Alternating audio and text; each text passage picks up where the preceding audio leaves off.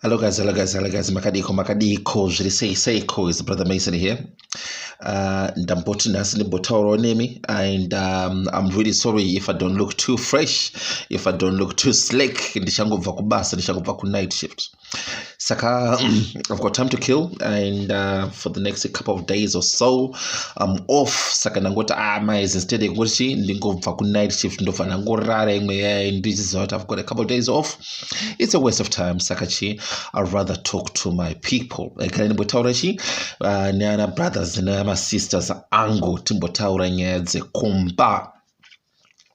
Now here's the thing, my people. Ndinogara this question, and I get asked this question a lot. Brother Mason, with the situation here, Kumba, situation of Zimbabwe, what do you think we should do? Or Tata say and you guys are the young ones, munofana say contribute my solutions. You should come up with ideas. Kasakachi Twitter say and I've been pondering, and I've been in the Kufunga question here, and it's been weighing in my conscience for the couple of days or so. Saka I've been meaning to say in the town in Israel. In my opinion, kana tichibvunza question yekuti nyika yetoivaka sei, toigadzira sei, I think it's a wrong question here to kubvunza, and I'm gonna explain. Nekuti instead of asking the question that we should be asking ourselves, ndekuti todzokera kopi kalateivaka again say nyika iyeya toigadzira zvakare sei. Nekuti tikanatsokutarisa our history is it's colorful nezvinhu zvataka the greatest heights that we have achieved. Mukanatsotarisa even in the 11th century, history will tell you takavaka in Zimbabwe, where we got our name from, in the 11th century. And in the 13th century, Christianity, a foreign religion, was introduced to us by Nema missionary. In the 13th century, about 200 years later, after Tavaka Zimbabwe. And in the late 17th, early 18th century, Dopataka colonized Nema British with these British people, foreign colonizers. Saka now, ngatidzokere kumasure. We are in the 21st century, Saka, just over 900 years ago, takavaka Great Zimbabwe. And just over 4,000 years ago, because we know that about 3,000 years ago, takavakuta say the Bantu people, isusu ma Bantu people, because vanhu vese vari ku southern part of Africa, these people, they are Bantu people, they are from the Bantu family. That we emigrated from from Kemet up, yeah, and about 3,000 to 4,000 years ago. Saka, we are the descendants Yavan Vakavaka, the Sphinx, the pyramids. All these Takapa technology, philosophies, the liberals, arts and sciences, to the Persians, to the Greeks, to the Romans. Nikunevan vese. Saka isusu kanataka achieve zvinhu zvese izvozvo. And the reason why even Great Zimbabwe the Zimbabwe ruins is because it's been ruined. And who ruined it? Varungu vakauya vachifungidzira kuti Great Zimbabwe haina kumbovakwa nesusu vanhu vatema. Vaifungidzira maizi yakavakwa na King Solomon. He built they thought that King Solomon excuse me, they thought King Solomon built a Great Zimbabwe for Queen Sheba. Sakachi pavai diga vachita zvana archaeologists were looking for evidence ya King Solomon. They couldn't find it. That's why they ruined it. Otherwise, Debasna Bodaro, that thing will still be intact. Saka knowledge yese, ruzivo rwese rwataiziva kubva kumadzitateguru edu, our ancestors used to know all of these things. Taizviziva zvese zvezvo. And scholars will tell you, all these scholars and archaeologists will tell you kuti Great Zimbabwe yakavakwa nevanhu vaiziva inonzi geometry, mathematics, and not only the regular mathematics but sacred mathematics. Vaiziva cosmology, vaiziva astrology, vaiziva astronomy. Saka vanhu vanga vari highly skilled people. Haidangovakwa just out of nowhere. These people, they built that Great Zimbabwe. It aligned to the luminaries up there in the skies, into the Orion Belt. And if you go Chad, kune vanhu vanonzi madogons. The Dogons, they knew about the Orion Belt. They knew about this star called Sirius. And Sirius was highly praised in Egypt, in Kemote. Saka, why am I telling you all of these things? I'm telling you about the interconnectedness of our mightiness, kudara kwedu, mazitateguru edu, vese vaizviziva. Saka tisati tapiwa Christianity in the 13th century, tisati tacolonizwa, we used to be mighty men and women, we used to be kings and queens. Saka kana muchitibvunza kuti Zimbabwe toivaka sei, economy yedu toivaka sei, that's the wrong question. Tinofana kuzvibvunza kuti todzokera sei kuruzivo rwemadzitateguru edu, todzokera sei kune zvese zvinozikanwa nana mbuya nana sekuru vedu, todzokera sei. Nekuti colonization yakatikanganisa, religion, this foreign religion like Christianity yakatikanganisa, because takavaka Great Zimbabwe in the 11th century, 200 years before my missionary auya. Saka which means taiziva zvinhu zvakawandisa sere. But after my missionary auya, these missionaries auya, they did not come to enlighten us. Havana kuuya kuzoti changamudza, havana kuuya kuzoti dzisa anything new. As a matter of fact, vakauya vakatipusisa, and a few centuries later ndova tacolonizwa, which means takabva takanganwa ruzivo rwedu. We developed some kind of insomnia. Saka zvatinofana kubvunza mubvunzo wekuti todzokera sei ruzivo rwedu rwatakakanganwa. Zvinhu zvese zvatanga tisingazive todzokera sei, nekuti takangana ruzivo raizikanwa nemunhu wese nemadzitateguru edu ese.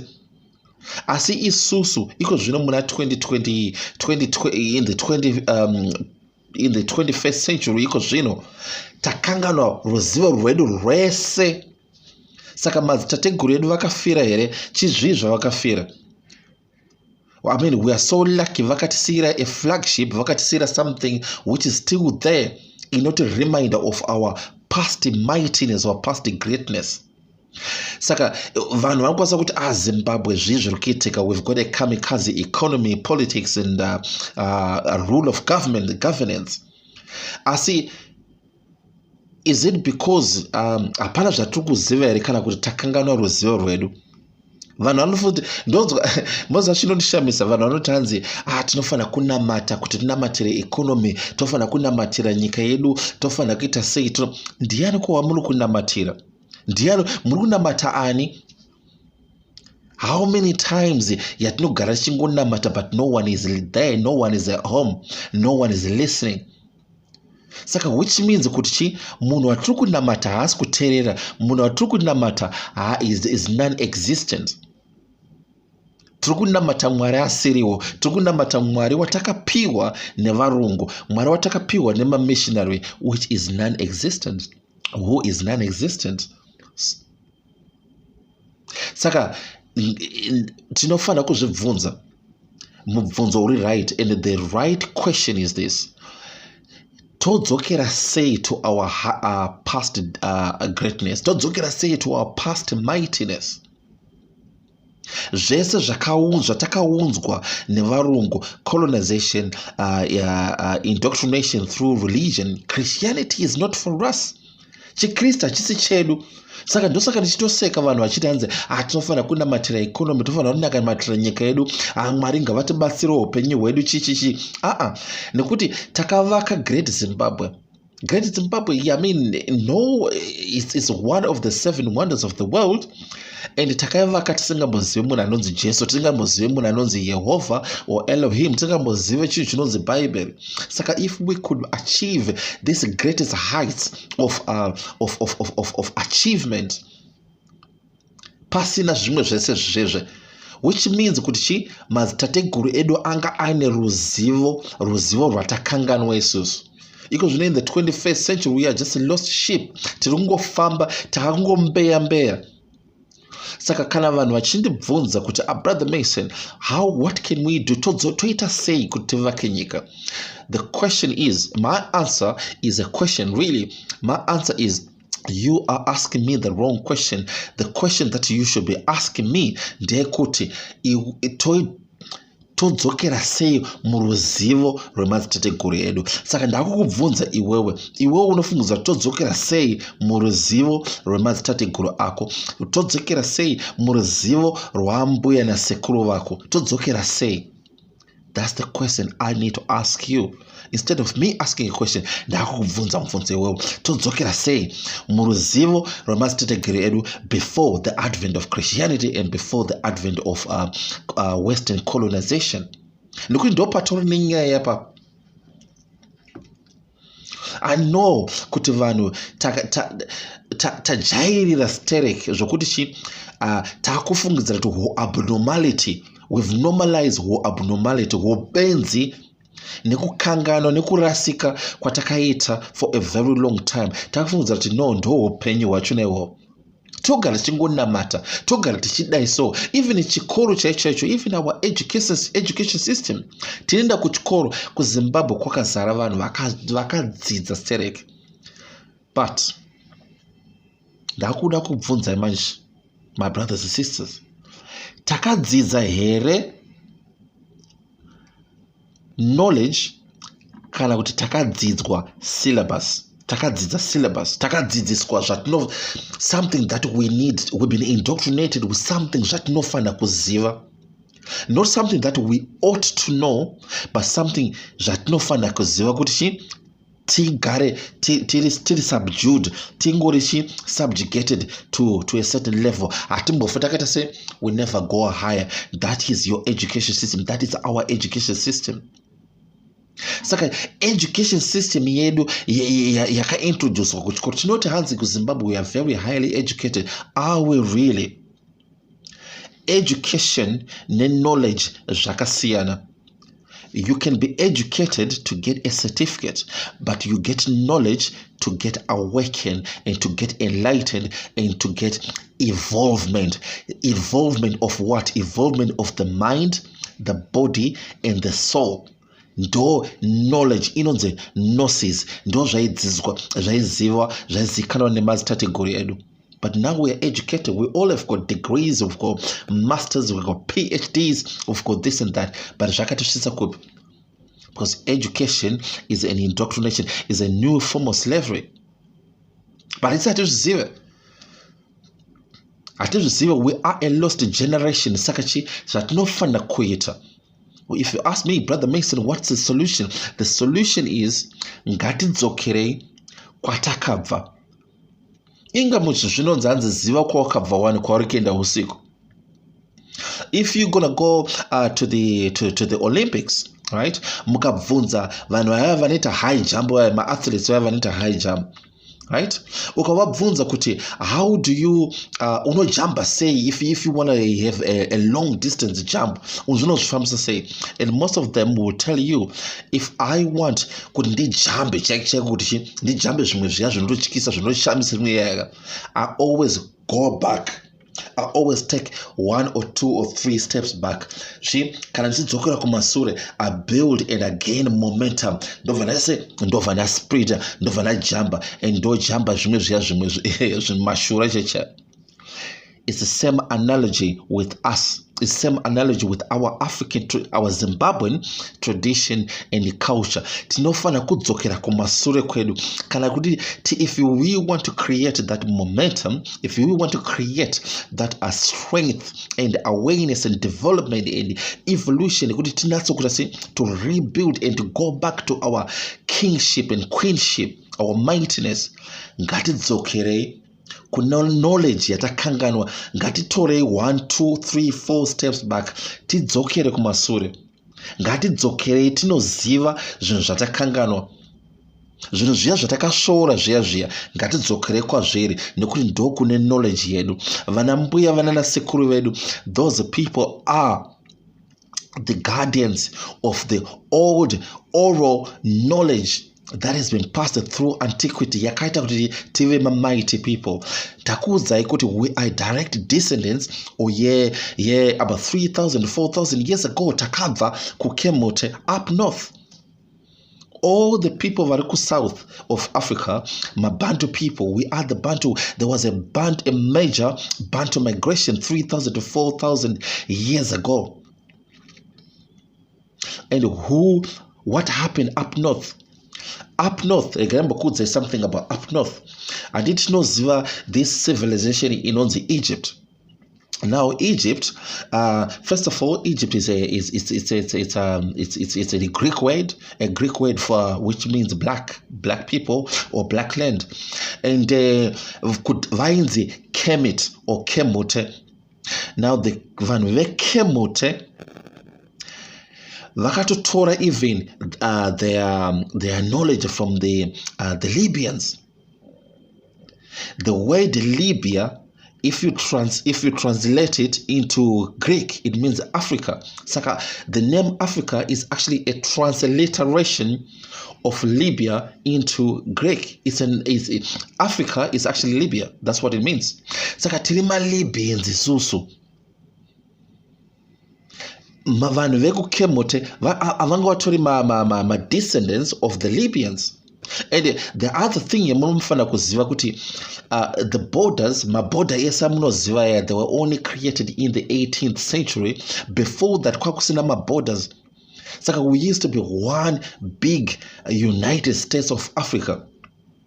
Saka we come from the direct descendants, direct ancestors vakavaka the Sphinx in Egypt, what you call Egypt now, and with the Pyramid of Giza. To this day, modern technology can't even rebuild the Great Sphinx or the pyramids. Saka, look at our greatness, look at our mightiness. Saka Kalavano Chiti, Brother Mason, what should we do to rebuild our country? And my simple answer is go back to the old ways, go back to Kunaku, Jaizikana Nambuya na Sekuru wako, go back to the knowledge that we have developed in insomnia to go back to the knowledge that we have branded, we have demonized and paganized. Go back to what we used to do and what we used to know before Christianity and colonization. That, for me, that is the only solution.